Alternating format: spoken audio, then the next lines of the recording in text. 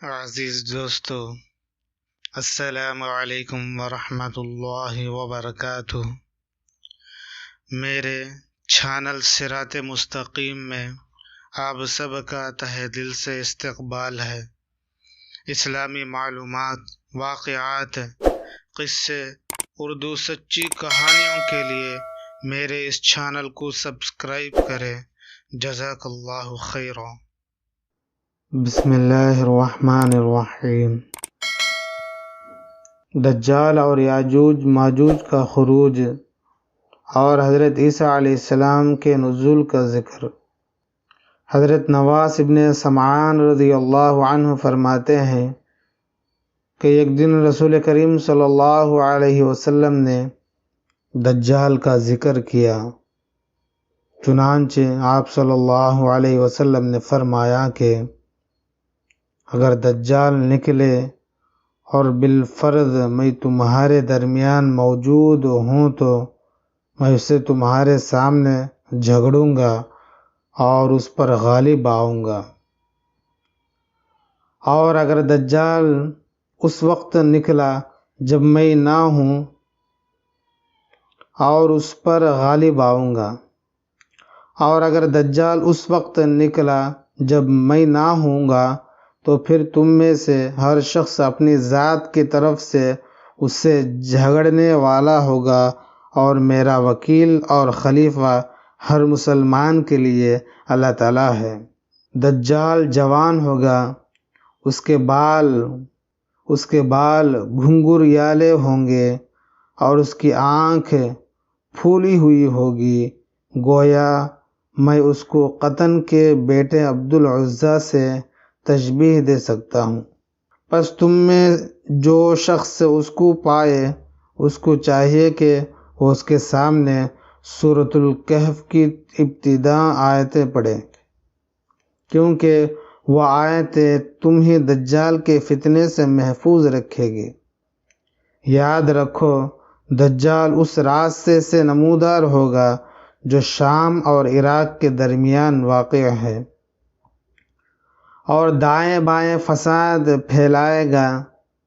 اے اللہ کے بندو، تم ثابت قدم رہنا۔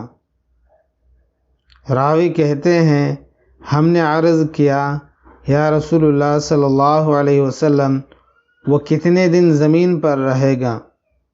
آپ صلی اللہ علیہ وسلم نے فرمایا کہ 40 دن، ان میں سے ایک دن 1 سال کے برابر ہوگا، اور ایک دن 1 مہینے کے برابر ہوگا، اور ایک دن 1 ہفتے کے برابر ہوگا، اور باقی دن تمہاری دنوں کے مطابق ہوں گے۔ ہم نے عرض کیا، یا رسول اللہ صلی اللہ علیہ وسلم، ان دونوں میں سے جو ایک دن 1 سال کے برابر ہوگا، کیا اس روز ہمارے ایک دن کی نماز کافی ہوگی؟ آپ صلی اللہ علیہ وسلم نے فرمایا کہ نہیں، بلکہ نماز پڑھنے کے لیے 1 دن کا حساب لگانا ہوگا۔ ہم نے عرض کیا، یا رسول اللہ صلی اللہ علیہ وسلم، وہ زمین پر کتنا زیادہ تیز چلے گا؟ آپ صلی اللہ علیہ وسلم نے فرمایا کہ وہ اس ابر کی مانند تیز رفتار ہوگا جس کے پیچھے ہوا ہو۔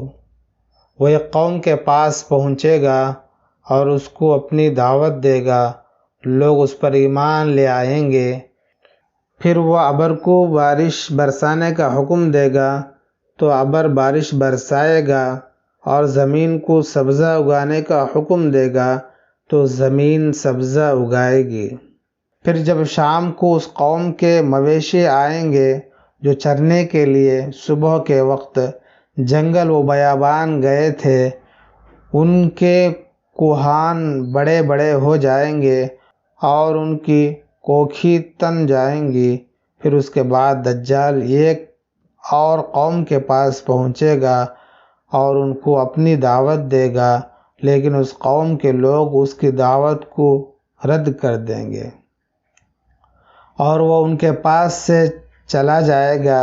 پھر اس قوم کے لوگ قحط و خشک سالی کا شکار ہو جائیں گے، یہاں تک کہ وہ مال و اسباب سے بالکل تہی دست ہو جائے گی۔ پھر دجال ایک ویران جگہ پر سے گزرے گا اور اس کو حکم دے گا کہ وہ اپنے خزانوں کو نکال دے، چنانچہ وہ خزانے اس طرح اس کے پیچھے پیچھے ہو لیں گے جس طرح شہد کی مکھیوں کے سردار ہوتے ہیں۔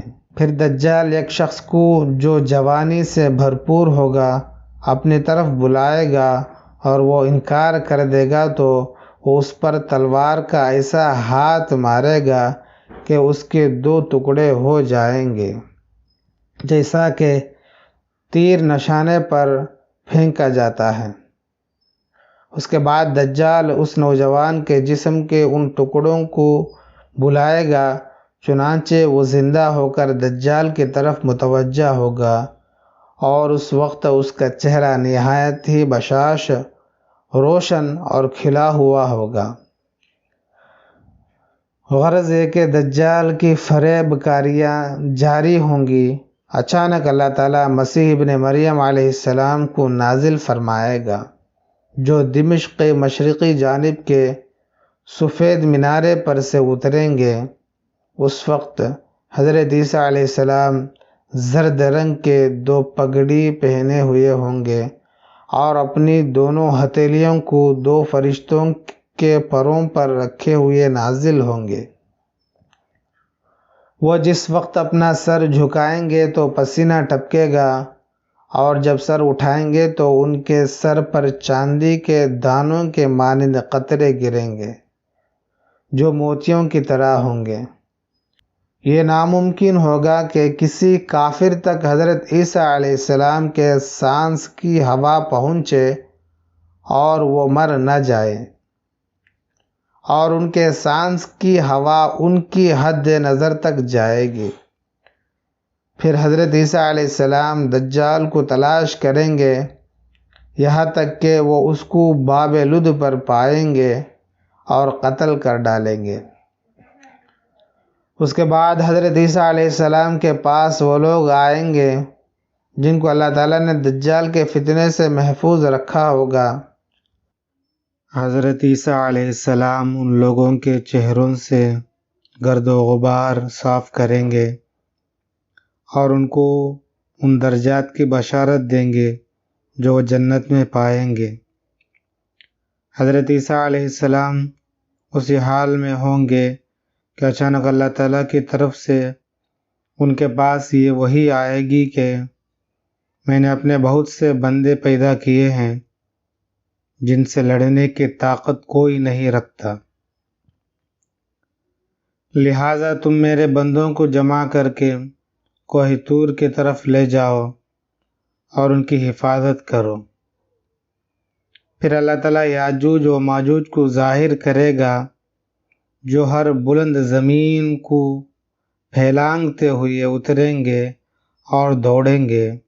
ان کی تعداد اتنی زیادہ ہوگی کہ جب ان کی پہلی جماعت بحیرہ تبریہ سے گزرے گی تو اس کا سارا پانی پی جائے گی۔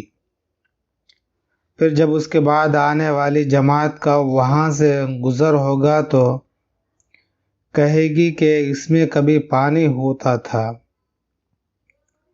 اس کے بعد یاجوج ماجوج آگے بڑھیں گے یہاں تک کہ جبل خمر تک پہنچیں گے جو بیت المقدس کا ایک پہاڑ ہے۔ پھر کہیں گے کہ ہم نے زمین والوں کو ختم کر دیا، چلو آسمان والوں کا خاتمہ کر دیں گے۔ چنانچہ وہ آسمان کی طرف اپنے تیر پھینکیں گے اور اللہ تعالیٰ ان کی تیروں کو خون آلود کر کے لوٹا دے گا۔ اس عرصے میں خدا کے نبی اور ان کے رفقا یعنی حضرت عیسیٰ علیہ السلام اور اس وقت کے مومن کوہ طور پر روکے رکھے جائیں گے اور ان کے لیے بیل کا سر تمہارے آج کے 100 دیناروں سے بہتر ہوگا۔ چنانچہ اللہ کے نبی علیہ السلام اور ان کے ساتھی یاجوج و ماجوج کی ہلاکت کے لیے دعا جاری کریں گے۔ پس اللہ تعالیٰ ان کی گردنوں میں نغف کیڑے پڑ جانے کی بیماری بھیجے گا جس سے وہ سب ایک بارگی اس طرح مر جائیں گے جس طرح کوئی ایک شخص مر جاتا ہے۔ اللہ کے نبی حضرت عیسیٰ علیہ السلام اور ان کے ساتھی پہاڑ سے زمین پر آئیں گے، اور انہیں زمین پر ایک بالشت کا ٹکڑا بھی ایسا نہیں ملے گا جو یاجوج و ماجوج کی چربی اور بدبو سے خالی ہو۔ حضرت عیسیٰ علیہ السلام اور ان کے ساتھی اللہ تعالیٰ سے دعا کریں گے، تب اللہ تعالیٰ بختی اونٹ کی گردن جیسی لمبی لمبی گردنوں والے پرندوں کو بھیجے گا جو یاجوج و ماجوج کی لاشوں کو اٹھا کر جہاں اللہ کی مرضی ہوگی وہاں پھینک دیں گے۔ ایک روایت میں یہ بھی ہے وہ پرندے ان کی لاشوں کو نہبل میں ڈال دیں گے اور مسلمان یاجوج و ماجوج کی کمانوں، تیروں اور ترکشوں کو 7 سال تک چلاتے رہیں گے۔ پھر اللہ تعالیٰ ایک زوردار بارش بھیجے گا جس سے کوئی بھی مکان، خواہ وہ مٹی کا ہو یا پتھر کا اور خواہ سنوف کا ہو، نہیں بچے گا۔ وہ بارش زمین کو دھو کر آئینے کی طرح صاف کر دے گی۔ پھر زمین کو حکم ہوگا کہ اپنے پھلوں کو نکال اور اپنی برکات کو واپس لا۔ چنانچہ اس وقت 10 سے لے کر 40 آدمیوں تک کی پوری جماعت ایک انار کے پھل سے سیر ہو جائے گی، اور اس انار کے چھلکے سے لوگ سایہ حاصل کریں گے، نیز دودھ میں برکت دی جائے گی، یہاں تک کہ دودھ دینے والی ایک اونٹنی لوگوں کی ایک بڑی جماعت کے لیے کافی ہوگی۔ دودھ دینے والی ایک گائے لوگوں کی ایک قبیلے کے لیے کافی ہوگی، اور دودھ دینے والی ایک بکری آدمیوں کی ایک چھوٹی سی جماعت کے لیے کافی ہوگی۔ بہرحال لوگ اسی طرح کی خوشحال اور امن و چین کی زندگی گزار رہے ہوں گے۔ اللہ تعالیٰ یہ خوشبودار ہوا بھیجے گا جو ان کی بغل کے نیچے کے حصے کو پکڑے گی، اور پھر وہ ہوا ہر مومن آدمی کی روح قبض کر لے گی، اور صرف بدکار شریر لوگ دنیا میں باقی رہ جائیں گے جو آپس میں گدھوں کی طرح مختلط ہو جائیں گے، اور انہی لوگوں پر قیامت قائم ہوگی۔ دوستو عزیزو، ویڈیو پسند آنے پر چینل کو سبسکرائب کریں اور اس ویڈیو کو لائک کریں اور اپنے دوست و احباب میں شیئر کریں۔ جزاک اللہ خیر۔ السلام علیکم ورحمۃ اللہ وبرکاتہ۔